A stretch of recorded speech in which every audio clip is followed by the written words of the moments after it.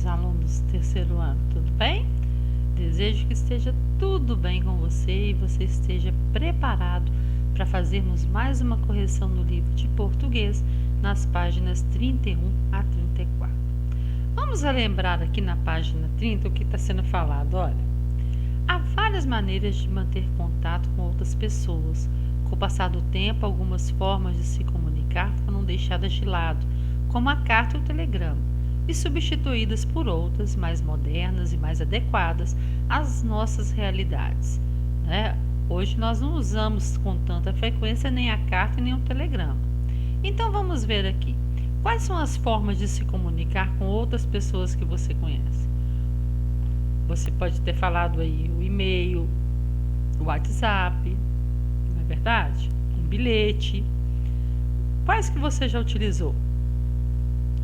No passado, quais situações as pessoas usavam uma carta? Porque antigamente não tinha as tecnologias que nós temos hoje. Então a carta era o único meio de comunicação que as pessoas tinham de levar informações de um lugar para o outro. Então por isso elas usavam a carta. Em qual situação a carta é necessária nos dias atuais? Quando a gente quer tornar que essa carta seja um documento histórico, ela é utilizada. Mas hoje em dia utiliza outros meios de comunicação que cheguem mais rápido. Mas nos dias de hoje a carta é usada como ela vai servir como documento.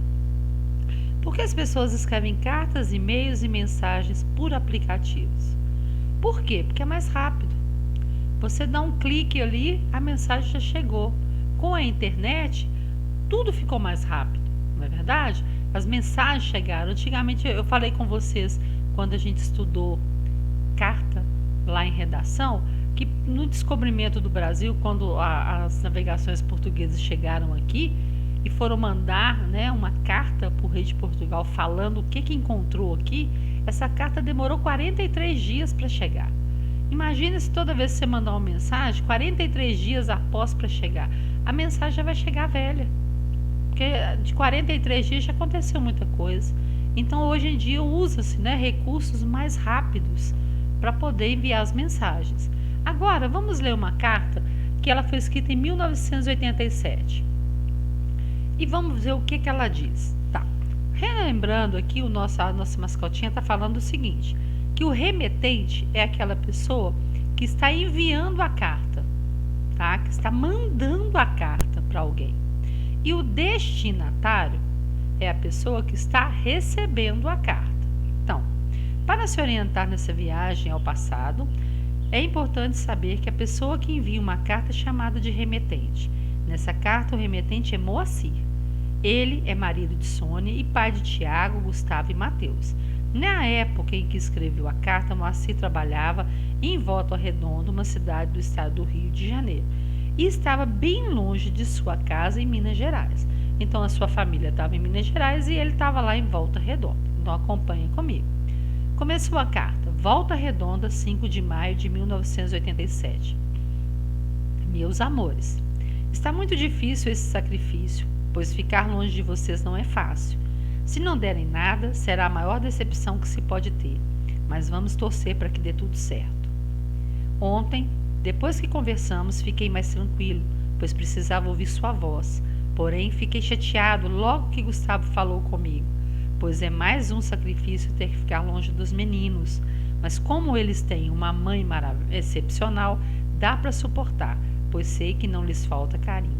Espere-me no final de semana que vem, pois irei aí de qualquer jeito. Devo sair daqui às 13h15 e se der certo, à noite chego aí. Caso não consiga sair nesse horário, só irei às 11 da noite.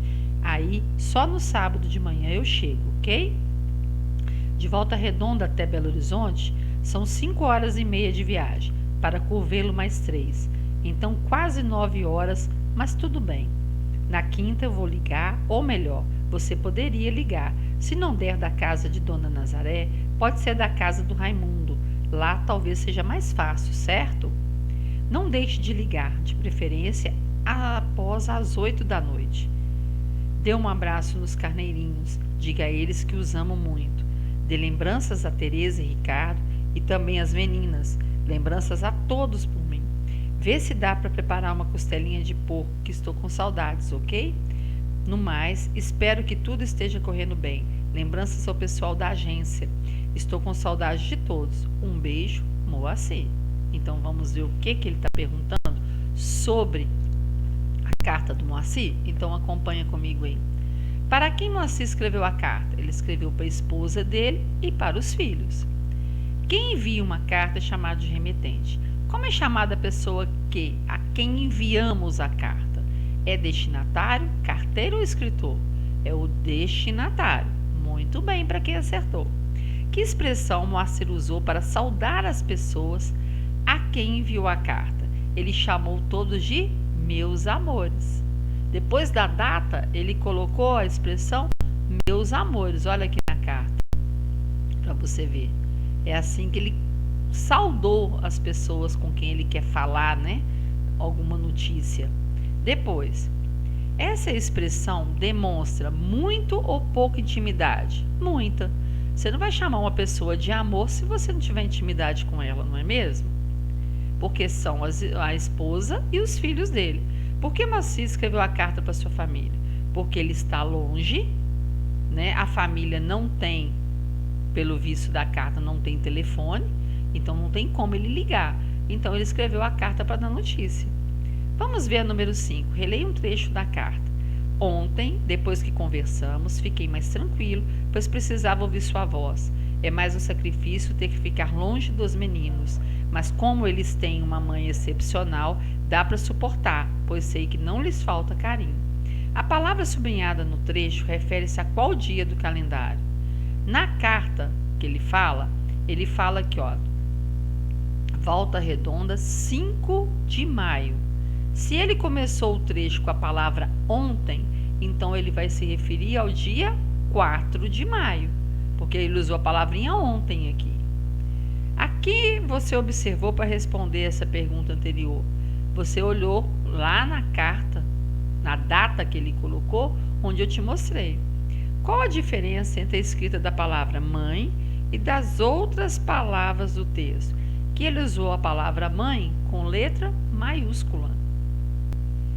Qual o sentido Moacir quis destacar usando a palavra mãe dessa forma diferente?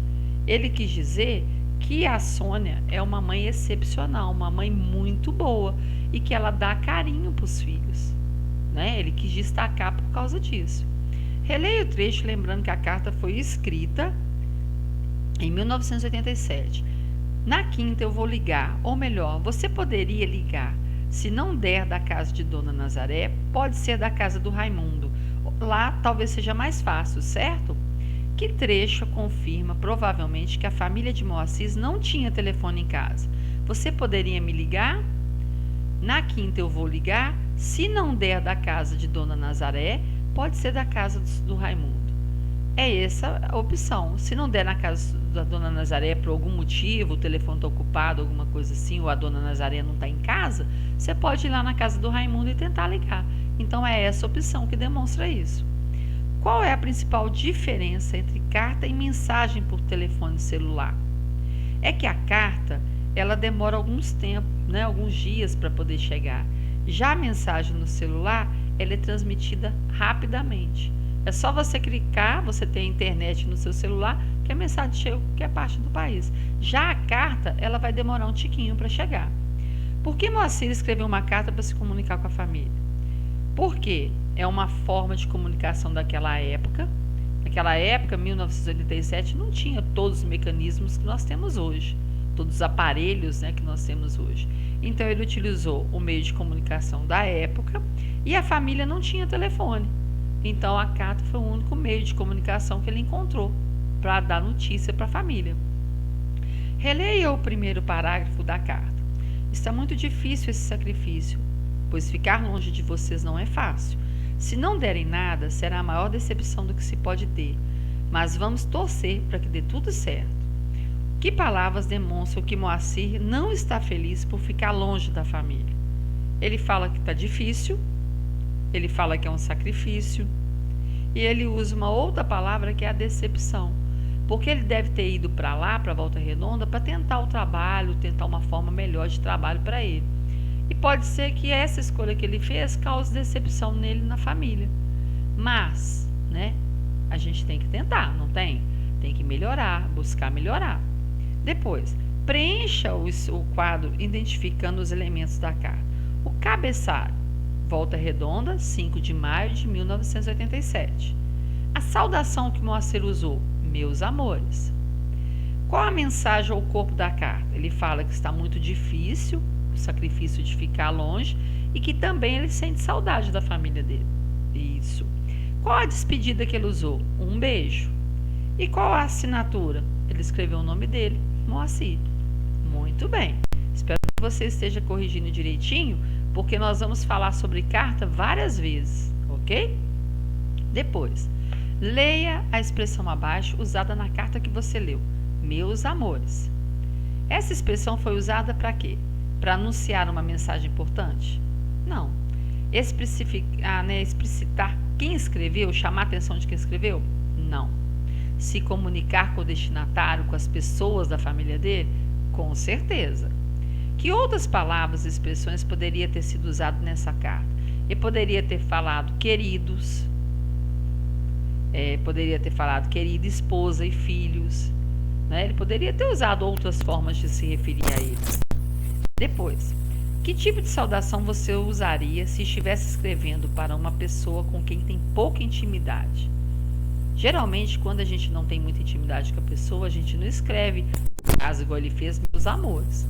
A gente mantém uma certa distância com respeito e cortesia da mesma forma. Então, geralmente é usado uma expressão assim, prezado e o nome da pessoa. Caro e o nome da pessoa. Por exemplo, prezada Ana. É uma forma respeitosa e você está se dirigindo à pessoa que você tem pouca intimidade com ela.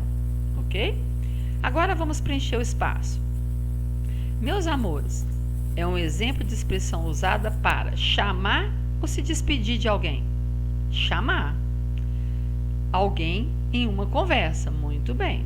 Esse tipo de expressão se chama vocativo e é utilizado em cartas, bilhetes, e-mail, post, mensagens por aplicativo. Os vocativos também são usados na fala ou na escrita. Na fala.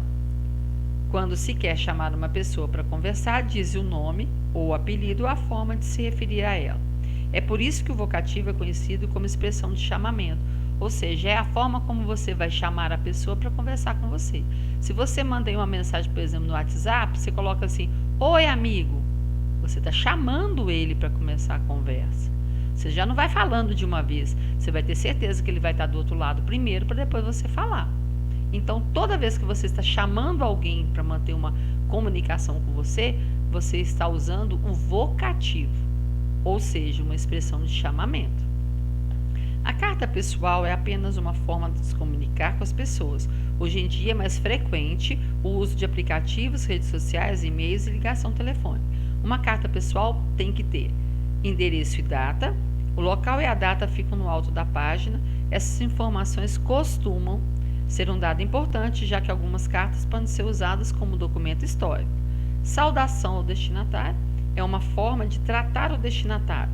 Utiliza-se apenas o nome da pessoa ou termos afetivos, como querido, caro, prezado, seguido de vírgula e em seguida a mensagem desejada.